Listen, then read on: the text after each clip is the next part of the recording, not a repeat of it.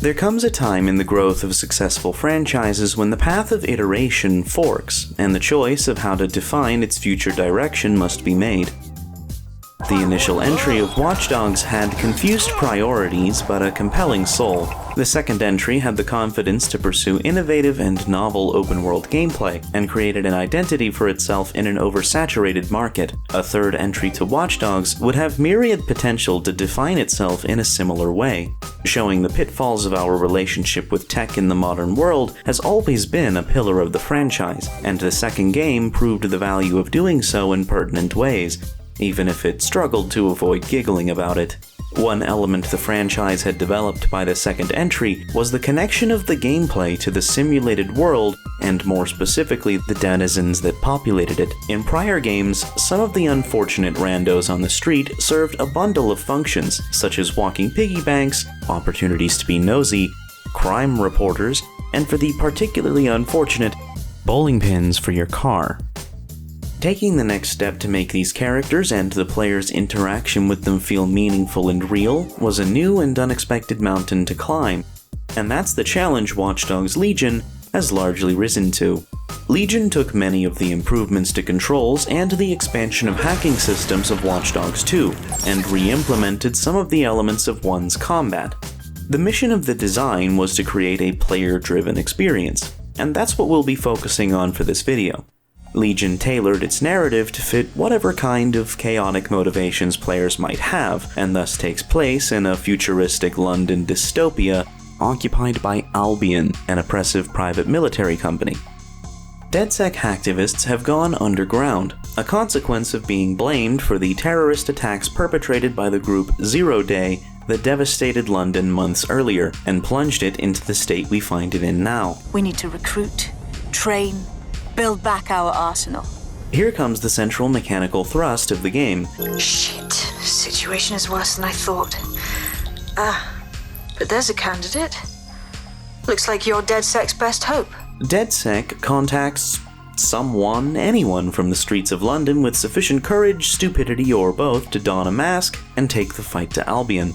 It's kinda like a Red Faction game where you get to play as the guy you buried when you blew up a building.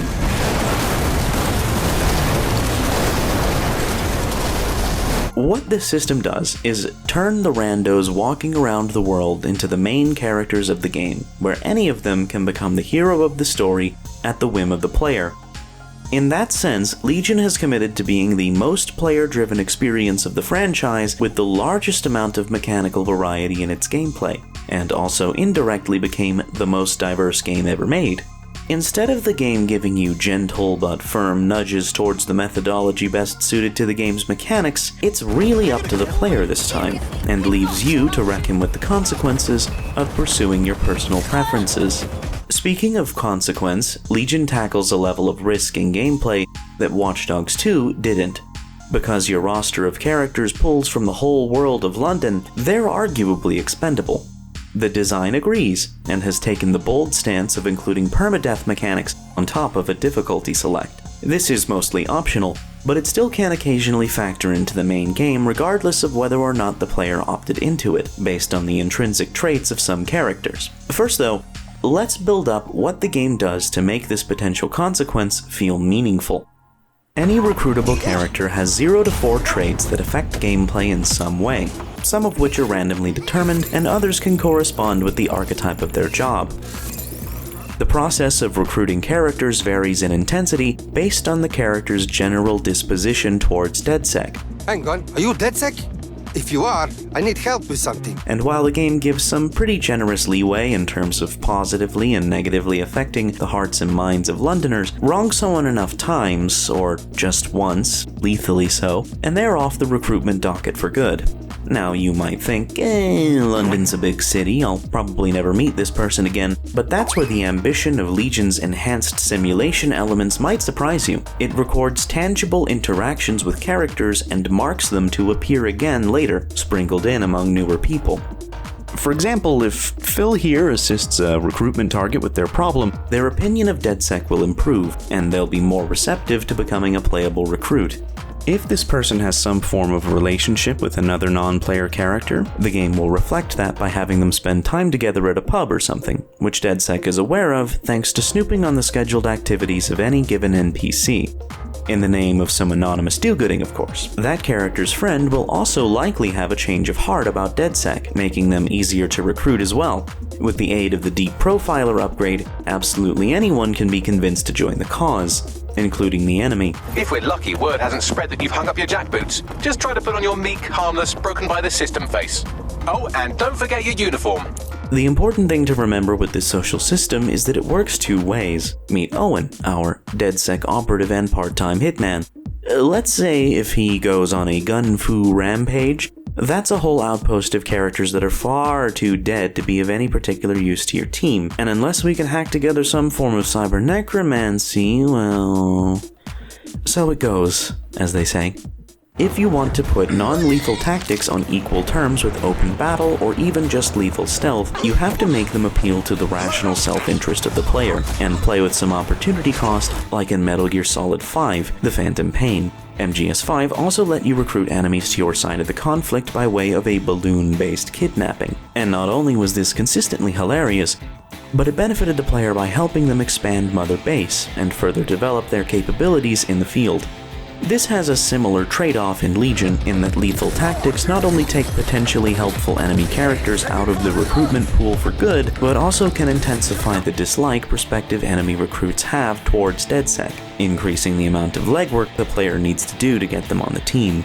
This goes doubly for already hostile factions. Did I ask for your help? No, you just showed up and pissed all over my hard work. Contacting a prospect will generate a mission scenario somewhere on the map, with some context as to what you're doing for this person and why. Completing the objective rewards you with progress towards successful recruitment, and failure does the opposite, leaving you with an unhappy prospect and more work. These missions are surprisingly varied and drop into the world without so much as a loading screen, though you will see some reruns if you find yourself recruiting frequently. This might be how you spend a lot of your time in Legion, with good cause, as the variety of recruitable character types is the heart and soul of the game, and certainly a major reason to play. Legion is realistic in the sense that you can typically expect the average person on the street to be nothing particularly special, with one or two average traits. Sometimes a person simply sucks, with things like a trait that gives them a chance to just die spontaneously, regardless of whether or not you have permadeath toggled on. Some traits are clearly just here for fun, like how you can recruit a living statue and escape pursuit through the magic of performance art. Or recruit a homeless person and panhandle for money because you spent all your savings on doofy tourist merch. A rare character type is a performing magician, who can use a hypnotic pocket watch and force enemies to fight for the player. For those of us with a knack for synergy, some characters carry unique, powerful weapons and a burning hatred for a specific faction, while melee specialists can enjoy a variety of benefits to help them with the game's revised hand-to-hand combat. It's a straightforward but perfectly functional dodge, guard break, and punch system built for one-on-one brawls, which brings an extra layer of challenge when the player can find themselves outnumbered and overwhelmed if their pugilism is poorly planned. Many players are likely to gravitate towards the special character types unlocked upon completing a set of burrow activities, an achievement that also benefits the player by turning the general demeanor of its citizens more defiant towards Albion's occupying forces. The unique operative classes are often highly themed and specialized, ranging from MI6 agents with access to a James Bond-style gadget car, to gifted hackers with access to powerful electronic exploits that would make Marcus Holloway proud. There's also some weird ones, like the beekeepers. If you've ever wanted to attack someone with cyber bees, I have good news for you. Hacking is where the balance has shifted a bit since 2.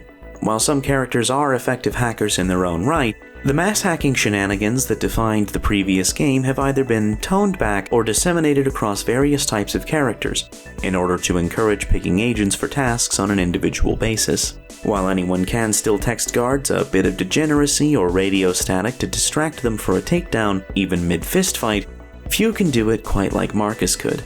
Anyone else having a problem with their phone? Oh god, oh god! and the majority of environments are more than accommodating of a sneaky hacking approach. Much of DedSec's growth and hacking abilities picks up where 2 left off, and it improves their ability to manipulate the deadly drones Albion often deploys, which can be a very useful tactic in high-risk areas if the player has taken the permadeath plunge. In terms of combat, DedSec has a handful of specialized non-lethal weapons any agent can equip, and some agents provide their own equipment. My personal favorite touch is the numerous melee takedown animations that reference an agent's background, or a weapon they're already carrying. Is defibrillating a perfectly healthy person who happens to be trying to brain you a non-lethal method of neutralization? Probably not, but neither is garrote wire, and we're here to have fun. Keep that in mind for this next point. Visit a construction yard and you'll have your pick of the most well-rounded character type in the game. Construction workers often have the maximum number of traits. Nail guns are an equivalent to silenced pistols. A wrench or hammer gives an edge in melee brawls. A construction disguise makes it easier to go about your business in a yard without being detected. And the ability to summon a cargo drone at will grants you on-demand access to what is easily the most powerful navigation tool in the game. If that's not enough, give this agent an infiltrator spider bot, which is like the jumper but on steroids and comes fully equipped with a taser, so it can do melee takedowns. And oh, by the way, did I mention you can cloak enemy bodies now? Put all these elements together, and congratulations, you've essentially won the game by sheer force of convenience. Spider bots are extremely handy when it comes to cleaning up things like collectibles, cracking a CTOS box on the other side of a fence, or raising a gate to let your agent inside a compound, assuming you didn't just drop right in via cargo drone. The only other gadget that comes close in terms of utility is probably the cloak. There's also some strange ways the simulation can fall short of following through on the depth it suggests it has. One issue is that agents you encounter in the field while playing as another character respond to the player and their actions in more or less the same way as any other NPC.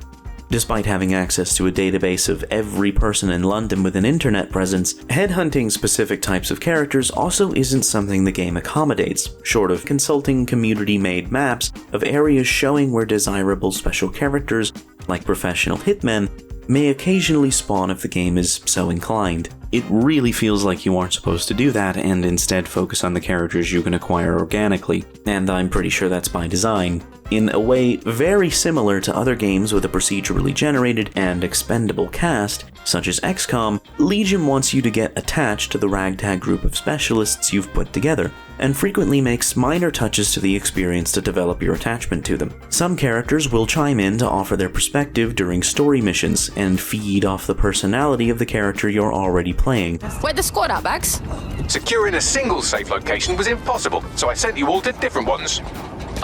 It's got me sitting in a rubbish bin. I'm in a flooded loop. Count your fucking blessings. You'll get a unique little cutscene that plays off your most recently used character's personality anytime you load into the game from the menu.